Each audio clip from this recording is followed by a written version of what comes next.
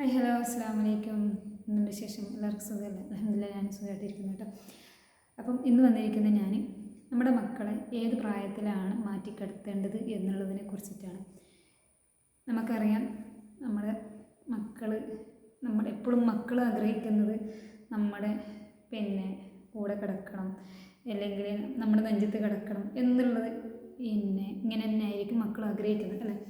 അതുപോലെ തന്നെയാണ് നമ്മളും ആഗ്രഹിക്കുന്നത്. നമ്മുടെ മക്കളെ ഒന്ന് ചേർത്ത് കിടത്തിയിട്ട് തള്ളക്കോഴി കുഞ്ഞുങ്ങളെ ചിറകിൻ്റെ അടിയിലാക്കുന്ന പോലെ അങ്ങനെ ആക്കിയിട്ട് അതുപോലെ നമ്മുടെ മക്കളെ നമ്മൾ കിടത്തണം, നമ്മുടെ കൂടെ ഉണ്ടാകണം എന്നുള്ളത് തന്നെയായിരിക്കും മിക്ക പേരൻസ് ആഗ്രഹിക്കുന്നത് അല്ലേ?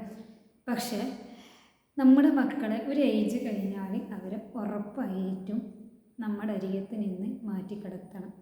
അതെന്തിനാണെന്ന് വെച്ചാൽ ഭാര്യ ഭർത്തബന്ധം അല്ലെങ്കിൽ ഉപ്പ ഉമ്മ ആ ഒരു ബന്ധത്തിന് ഈ കുഞ്ഞുങ്ങളൊരു തടസ്സം ആവുന്നതായിട്ടോ അല്ലെങ്കിൽ തടസ്സം ആവുമെന്ന് വിചാരിച്ചിട്ടോ ഒന്നുമല്ല. ഒരു ഏജ് കഴിഞ്ഞാലും ഉറപ്പായിട്ടും നമ്മളെ മക്കളെ നമ്മൾ എന്ത് ചെയ്യണം? ഉറപ്പായിട്ടും മാറ്റിക്കിടത്തണം. ആ ഒരു ഏജ് എന്ന് പറയുന്നത് നമ്മുടെ ഒരു 5 വയസ്സ് മിനിമം, അല്ലെങ്കിൽ മാക്സിമം പോയാൽ ഒരു 5 വയസ്സ് മിനിമം എന്നല്ല ഞാൻ പറഞ്ഞത്, മാക്സിമം പോയാൽ 5 വയസ്സ് വരെ മാത്രം നമ്മുടെ മക്കളെ നമ്മുടെ കൂടെ തന്നെ കിടത്തുക.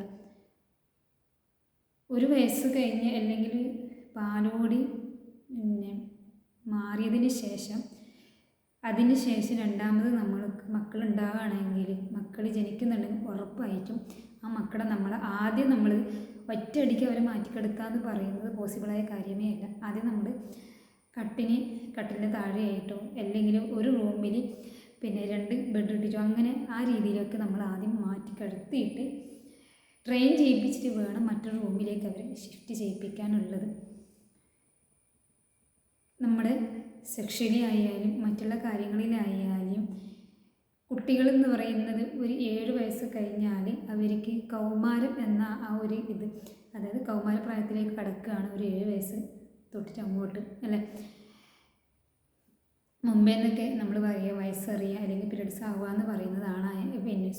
പെൺകുട്ടികൾക്ക് പീരീഡ്സ് ആകുന്നത് 9 വയസ്സ് എന്നൊക്കെയാണ് പറയുന്നത്. പക്ഷേ ഇപ്പോഴുള്ള നമ്മുടെ ഈ ഒരു ഭക്ഷണത്തിൽ മാറ്റം, അതുപോലെ നമ്മുടെ ഡെയിലി നമ്മുടെ ആ ഒരു റൊട്ടീൻ, അങ്ങനെ ഒരുപാട് ഘടകങ്ങളിൽ പീരീഡ്സ് നേരത്തെ ആകാൻ വേണ്ടിയൊക്കെ ഒരുപാട് കാരണങ്ങൾ ഉണ്ടാകുന്നുണ്ട്. ഓക്കെ, ഇപ്പം മക്കൾക്ക് 9 വയസ്സ് എന്നുള്ളത് 9 വയസ്സിന് മുമ്പേ പീരീഡ്സ് ആകുന്ന മക്കളൊക്കെ ഉണ്ട് അല്ലേ?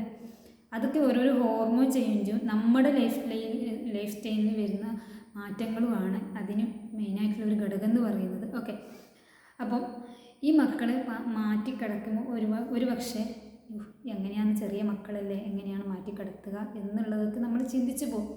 പക്ഷേ അതല്ല വേണ്ടത്. ഉറപ്പായിട്ടും ഇന്നു മുതൽ നിങ്ങൾ എൻ്റെ വീഡിയോസ് കാണുന്നവർ ആരെങ്കിലും തൻ്റെ കൂടെ തൻ്റെ മക്കളെ, അതായത് ഒരു 5 വയസ്സ് കഴിഞ്ഞ മക്കളെ കൂടെ കിടത്തുന്നുണ്ടെങ്കിൽ ഉറപ്പായിട്ടും അത് ആൺകുട്ടികളായാലും പെൺകുട്ടികളായാലും ഉറപ്പായിട്ടും അവരെ മാറ്റിക്കിടത്തണം. അപ്പോൾ ആദ്യമായിട്ട് ഉണ്ടായ മക്കളാണെങ്കിൽ, ആദ്യത്തെ മോനോ മോളൊക്കെ ആണെങ്കിൽ നമ്മൾ ആദ്യത്തെ കുഞ്ഞിന് നമ്മൾ ആദ്യമേ ഒരു പാമ്പർ ചെയ്ത് ചിലപ്പോൾ ഒരു ബുദ്ധിമുട്ട് അവർക്ക് ഉണ്ടായേക്കാം. മാറ്റിക്കിടക്കാൻ പറയുമ്പോൾ ഒരു വാശിയും ഒരു ദേഷ്യവും ഒക്കെ അവരിൽ പ്രകടിതമായേക്കാം. പക്ഷേ അവരോട് ഒരിക്കലും നിന്നെ മാറ്റിക്കിടത്തുന്ന ഇന്ന റീസൺ കൊണ്ടാണെന്ന് ഒരിക്കലും പറയാൻ പാടില്ല. പകരം അവർക്ക് താഴെ കുട്ടികളുണ്ടെങ്കിൽ ആ കുട്ടികളെയും കൂടി എന്താക്കുക, അവരെ കൂടെ ചേർത്ത് കിടത്തുക. അവർ ഉറങ്ങിയതിന് ശേഷം, അവർ ഉറങ്ങിയെന്ന് പൂർണ്ണമായി ബോധ്യപ്പെട്ടതിന് ശേഷം നമ്മൾ അവരരികത്തിൽ നിന്ന് മാറി മറ്റു റൂമിലേക്ക്, നമ്മൾ ഡെയിലി കിടക്കുന്ന റൂമിലേക്ക് വരിക. ഇതുകൊണ്ടുള്ള മാറ്റം എന്താണെന്ന് വെച്ചാൽ ഇവർ സ്വയം മറ്റൊരു റൂമിലേക്ക് ഷിഫ്റ്റ് ആകുന്നതോടുകൂടി ഒറ്റയ്ക്ക് ഉറങ്ങാൻ കിടക്കുന്നതോടുകൂടി അവർക്ക് സ്വയം എല്ലാ കാര്യങ്ങളും ഞാൻ സ്വന്തമായിട്ട് ചെയ്യാൻ വേണ്ടി എന്തൊക്കെയോ ആയി എന്നുള്ള ഒരു ബോധം അവരെ മനസ്സിൽ ഉറപ്പായിട്ടും ഉണ്ടാകുക. നമ്മൾ വിചാരിക്കും അതങ്ങനെയൊന്നും ഉണ്ടാകുന്നില്ലല്ലോ, അങ്ങനെ ഒരു വളർച്ച കാണുന്നില്ലല്ലോ. നിങ്ങളൊന്നും ഇതുവരെ ചെയ്യാത്ത ആരെങ്കിലും ഉണ്ടെങ്കിലും ഉറപ്പായിട്ട് നിങ്ങൾ ഇന്ന് മുതൽ അങ്ങനെ ഒരു കാര്യം ചെയ്ത് നോക്കിക്കോളൂ. ഉറപ്പായിട്ട് അവരെ ആ ഒരു സ്വഭാവത്തിലാണെങ്കിലും പ്രവൃത്തിയിലാണെങ്കിലും ഒക്കെ നമുക്കൊരു മാറ്റം വരുന്നതായിട്ട് നമുക്ക് കാണാൻ വേണ്ടി പറ്റും. പിന്നെ ഞാൻ പറഞ്ഞതുപോലെ പെട്ടെന്ന് അവരെ എന്ന് പറഞ്ഞാൽ ഒറ്റയടിക്ക് നീ നാളെ മറ്റു റൂമിൽ കിടക്കണം, നീ നമ്മുടെ കൂടെ കിടക്കരുത് എന്നുള്ളത് ആജ്ഞാപിക്കാനോ അല്ലെങ്കിൽ പേടിപ്പിച്ച് കിടത്താനോ നമ്മൾ ഒരിക്കലും ശ്രമിക്കരുത്. പകരം അവർക്ക് ഒറ്റയ്ക്ക് കിടക്കാൻ വേണ്ടി ചില കുട്ടികൾക്ക് ഇരുട്ട് ഭയങ്കര പേടിയിലെ മക്കളുണ്ടാവും. അപ്പം അങ്ങനെയുള്ള മക്കളൊക്കെ ഉണ്ടെങ്കിൽ ഉറപ്പായിട്ടും അവരെ കൂടെ ഞാൻ ഈ പറഞ്ഞതുപോലെ അവർക്ക് ഇളയത് കുട്ടികളുണ്ടെങ്കിൽ അവരെ താഴെയുള്ള മക്കളുണ്ടെങ്കിൽ അവരെ കൂടെ ചേർത്തി കിടക്കുക. അതിപ്പോൾ അവരെക്കാളും അതായത് ഇപ്പം ഒരു 3 വയസ്സ് 4 വയസ്സായ മക്കളായാലും ശരി അവരെ കൂടെ ഒന്നിച്ച് കിടത്തി അവരേതായ ആ ഒരു സ്പേസ് അവർക്ക് ഉണ്ടാക്കി കൊടുക്കുക എന്നുള്ളതാണ്. ഒരുപാട് മാറ്റങ്ങൾ അവരിൽ ഉണ്ടാകും. നമ്മൾ ഇനി എന്തൊക്കെ പറഞ്ഞാലും എങ്ങനെയൊക്കെ ചെയ്താലും നമ്മൾ വിചാരിക്കും എന്തായാലും പേരൻസാണ്, ഭാര്യ ഭർത്താവാണ്. നമ്മൾ സെക്ഷലി ബന്ധപ്പെടുന്ന സമയത്ത് ഉറപ്പായിട്ടും നമ്മുടെ മക്കൾ നമ്മൾ കരുതുന്നു ഉറങ്ങിക്കാണുന്നു. പക്ഷേ അവർക്ക് ഈ ഒരു ഏജ് കഴിഞ്ഞാൽ, അതായത് ഈ ഒരു പ്രത്യേകിച്ച് 5 വയസ്സ് 6 വയസ്സ് കഴിഞ്ഞാൽ ഉറപ്പായിട്ടും അവർക്ക് എന്താണ് സംഭവം എന്ന് അവർക്ക് അറിയുന്നുണ്ടാവില്ല. പക്ഷേ നമ്മളിലുള്ള കുറേ മാറ്റങ്ങൾ, നമ്മൾ ഒന്നിച്ചിട്ട് കിടക്കുമ്പോൾ നമ്മൾ ചെയ്യുന്ന കുറേ മാറ്റങ്ങൾ അവർക്ക് മനസ്സിലാക്കാൻ വേണ്ടി പറ്റും. ചില കുട്ടികൾ അത് പ്രകടിപ്പിക്കില്ല. ചില കുട്ടികൾ അത് പ്രകടിപ്പിക്കുന്നത് വാശിയിലൂടെ അല്ലെങ്കിൽ അവരുടെ നമ്മളിതുവരെ കാണാത്ത പ്രവൃത്തിയിലൂടെ ആയിരിക്കും. തീരെ എന്ന് പറയുന്നത് നല്ലോണം സ്ട്രിക്റ്റായ പേരൻസ് ആണെങ്കിലും ഉറപ്പായിട്ട് അവർ ഒന്നും അങ്ങോട്ടും ഇങ്ങോട്ടൊന്നും ഷെയർ ചെയ്യില്ല. അപ്പോൾ ഇത്രയേ ഉള്ളൂ ഞാൻ പറഞ്ഞു വരുന്നത്. നിങ്ങളെന്താക്കുക, നിങ്ങളെ മക്കൾ ഇതുവരെ മാറ്റി കിടത്തിയിട്ടില്ലെങ്കിൽ നിങ്ങളെന്താക്കാം, മാറ്റിക്കിടത്തുക. ഈ പറഞ്ഞതുപോലെ റെൻറ്റിനൊക്കെ നിൽക്കുന്നവരാണെങ്കിൽ, അതുപോലെ വീട്ടിൽ സൗകര്യം ഇല്ലാത്തവരാണെങ്കിൽ അറ്റ്ലീസ്റ്റ് അവർ നമ്മൾ റൂമിൻ്റെ ഒരു സൈഡിലെങ്കിലും, അതായത് റൂമിന് താഴെയായിട്ടോ അല്ലെങ്കിൽ റൂമിൽ 2 ബെഡ് ഇട്ടിട്ടോ അങ്ങനെ എന്തെങ്കിലുമൊക്കെ സൗകര്യങ്ങൾ ആക്കിയിട്ട് അവർക്ക് അവരുടേതായ ഒരു സ്പേസ് അവർക്ക് ഉണ്ടാക്കി കൊടുക്കുക എന്നുള്ളതാണ്. ബാക്കിയുള്ളതിനും നമ്മൾ എല്ലാ കാര്യങ്ങളും പഠന കാര്യത്തിലായാലും മറ്റുള്ള കാര്യത്തിലും ഒക്കെ നമ്മൾ അവരെ കൂടെ കട്ടക്ക് നിൽക്കുന്നില്ല. അതുപോലെ ഈ ഒരു കാര്യവും നമ്മളെ മക്കളെ എവിടെയും കൊണ്ട് കളയാനോ അല്ലെങ്കിൽ എവിടെയെങ്കിലും കൊണ്ട് ഹോസ്റ്റലിൽ നിർത്തും അങ്ങനെയൊന്നും നല്ല ചെയ്യുന്നത്. നമ്മുടെ റൂമിൽ നിന്ന് മറ്റൊരു റൂമിലേക്ക് ഷിഫ്റ്റ് ചെയ്യുന്നു, അത്രയേ ഉള്ളൂ. അപ്പോൾ അതിൽ ഒരു പേരൻസും എന്താക്കണ്ട, ഒരു വിഷമവും പ്രയാസവും ഒന്നും കരുതണ്ട.